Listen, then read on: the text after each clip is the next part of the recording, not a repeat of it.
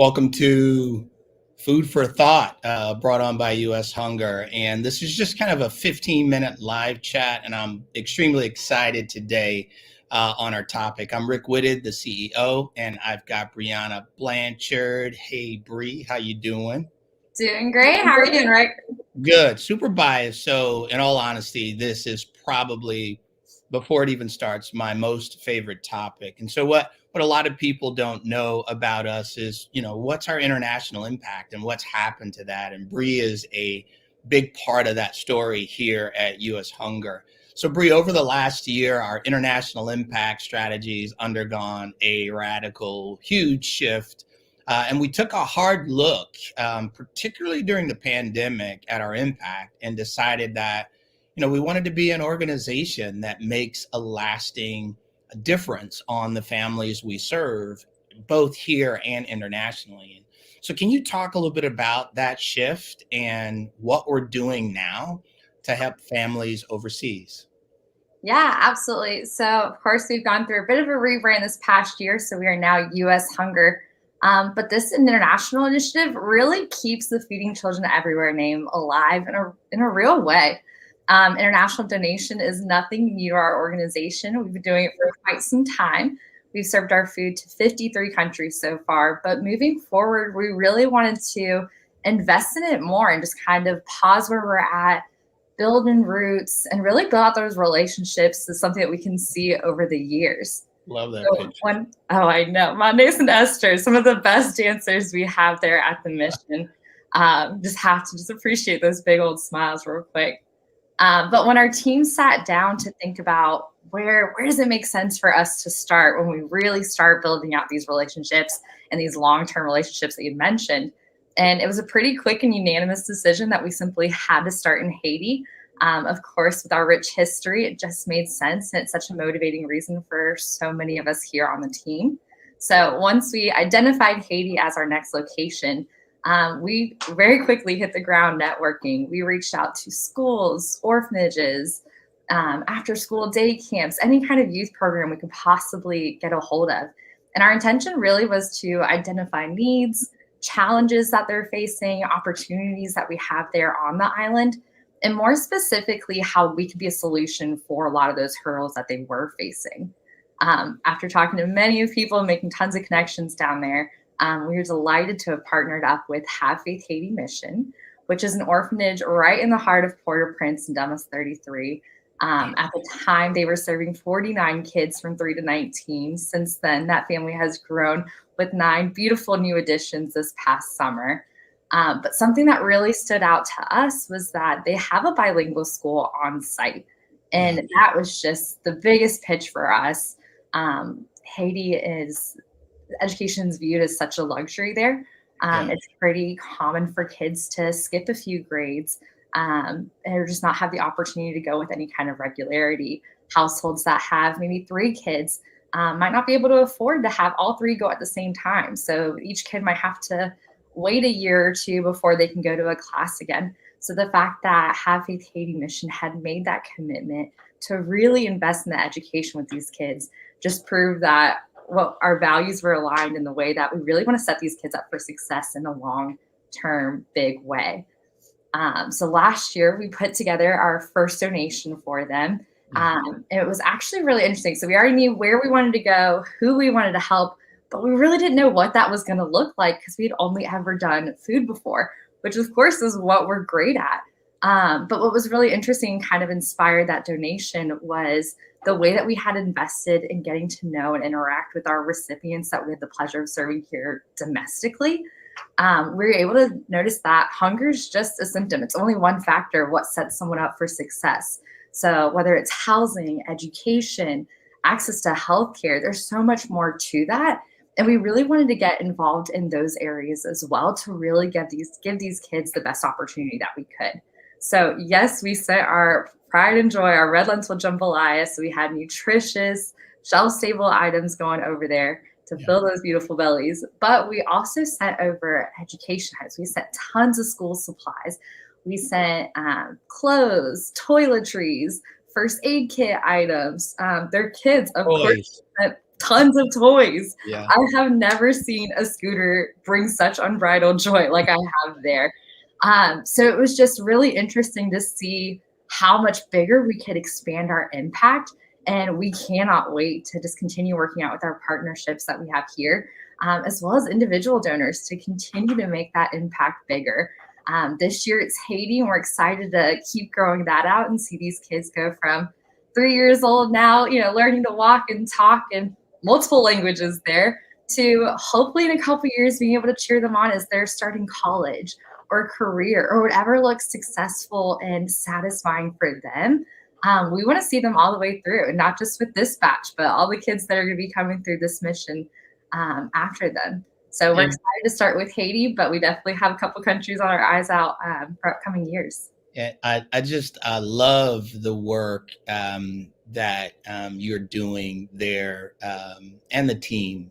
And I gotta say, the as you think about our organization, I mean, we are really focused on social determinants of health. What are those socio economic factors that really impact a person's overall health, healthy body, healthy mind, healthy soul? And it's just have faith have done just an incredible job of addressing the global needs of their kids. And this is an off script question, but talk a little bit about what you just hit on, how they are addressing housing and health and hunger, and other, social stability factors in the day in the life, and education, all key SDOH pillars that we fight here through our mission. Talk a little bit about what Have Faith Haiti is doing there with their kids.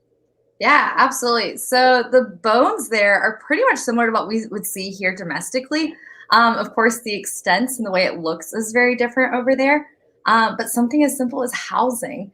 Many of these kids came from tent cities or having their home completely annihilated from a natural disaster where they were just living in the woods. They didn't have shelter. They didn't have anything to give them that kind of security. And now they're in a situation where they're in a big, beautiful building. They are in buildings that were intentionally built after the earthquake of 2010 to help withstand earthquakes, something that's specific to that region. That's a very scary reality. So seeing how they invest in constantly doing refurbishments to make sure that everything's up to code and up to snuff, that there's the gate is secure. It is a rough area. Gang violence is alive and well there. So making sure not only that the building isn't going to go anywhere from anything naturally happening, but socially as well, they need to make sure that they're a bit of a fortress. As far as their investment in education, they actually have a bilingual school on site specific for their kids. And that is not something that is taken lightly with their kids at all. They understand the gravity of how big of an opportunity that is and how it's not a luxury for other kids that were in their situation, or maybe of their siblings that are outside that were not surrendered to this orphanage. So the level of commitment that these kids put into their studies, they know how grateful they are for it. And they show it by putting in the hard work during their studies, not just during their structured homework time, but they really take that passion all the way through their free time as well. They're asking those engaging questions. College is always very much the focus. You'll have 5-year-olds walking around talking about how they want to go to Madonna University in Michigan, which is just a little different than the playground talk you hear stateside. But it's just so interesting to see that kind of passion. Food is a little different there. Yeah. Many of the kids outside of the mission that are living in the streets or living in those tent cities, the reality is they can't afford it, or they can't get nutritious meals, but they still have that insane hungry feeling. So it's not uncommon to see a kid eat a mud pie, and is literally essentially dirt that they're eating to give them the sensation that they're full, but of course without any nutrients or anything like that. And that is just something that would not be tolerated here stateside, but is kind of the norm there in Haiti. So to have Faith Haiti mission really invest not only in getting produce and good meals on the table for them, but really trying to cater it to, okay, how can we get more protein? How can we really target and use food as medicine? Was just something that we were so excited to help support them in. That was another part of our donation. Of course, we sent our red lentil jambalaya, but we sent additional items, just like pure lentils, for them to use as their own base to create meals that were going to be familiar to them and comfortable for them, to help integrate those kids into those new menus. I love that. I love the fact that our team got together and you spearheaded that effort, and even our board members. We didn't get, nor did we make fanfare about this. Matter of fact, for most people, including our donors, this is the first time we're even having this conversation. And I'll remind anyone who's listening, when you donate toward this effort, 100% of that donation goes to this international effort of feeding children everywhere, not just their bodies, but their minds. And I just loved how one of the things the kids and the mission was most excited about wasn't just the toys. It's like we got color printer cartridges and we got fresh notebooks. It's just that level of greatness. Gratefulness is a refreshing reminder of the human spirit, and just love that. So we don't have a lot of time. I knew this was going to happen. So you started identifying with our team and working with our partners in Haiti, Have Faith Haiti, just over a year ago. And you actually spent time at the orphanage with them, several months, actually. Tell us a little bit about your time there. You've hit on it some, and you've told us what the kids are like. But I want to hear from you. What was that connection? Because the goal for us to make sure that we weren't presumptuous or pious, it was to make sure that we didn't assume what was needed, but that we understood the felt need, that we could live in the felt need. And that's made us really think differently about how we respond to help. It doesn't just mean food because we're a food organization. Tell us how you connected, thus us, the organization, connected with that mission and this effort overall. Yeah, absolutely. So I was able to go down for 3 months and work alongside their staff to get to know, love, and support on these kids. I went down the capacity of being a teacher. So I was lucky enough to kind of have classes in all of the age ranges. So not only did I get to know them personally, but I also got to see them academically in a more professional setting for them. But from the day that I got there, granted, I had studied up on these kids. I had memorized every bio, every bit of information I could possibly know about them. But to these kids, I was a complete stranger. They didn't know me from Adam. So when I got out of the car and they swarmed me with hugs and giggles and more love and affection than I've had from people I've loved in my life for a long time, with notes and personalized cards with prayers, and just being so grateful to have someone there that was going to be their sole focus was going to be just to better them, was just so overwhelming. Their generosity of these kids. You tend to think of orphans of, they might not have enough, and they're probably so grateful for what they have. And yes, that's true to an extent. But as you can see right there, one of their classes was a woodworking class, which was really fun. One for confidence. It was practical to have extra benches around the table. The kids got to learn a skill set, so maybe they can make that a profitable hobby one day. But when we were making all of these, all the woodworking classes got together and they said, this is more than enough. This is more than what we need. We should share this. We should help and extend our neighbors. And these are kids. I mean, these are the adults or the teachers making these decisions or even suggesting it. The kids on their own had that passion to help out a nearby orphanage, and they were thrilled to be able to donate. Hopefully it was their class that theirs got to go to the new mission.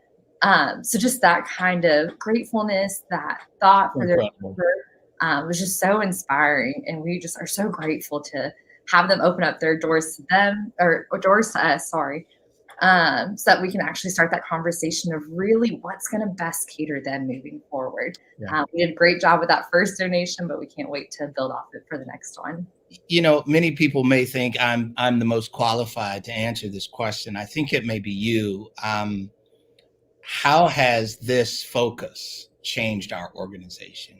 How has this changed our mission, our impact? And although our new, our brand is U.S. Hunger, feeding children everywhere is still very much a part of our legacy. It's not the who we are in terms of the name, but it's the why we are. In your mind, how has this focus and this experience changed U.S. Hunger?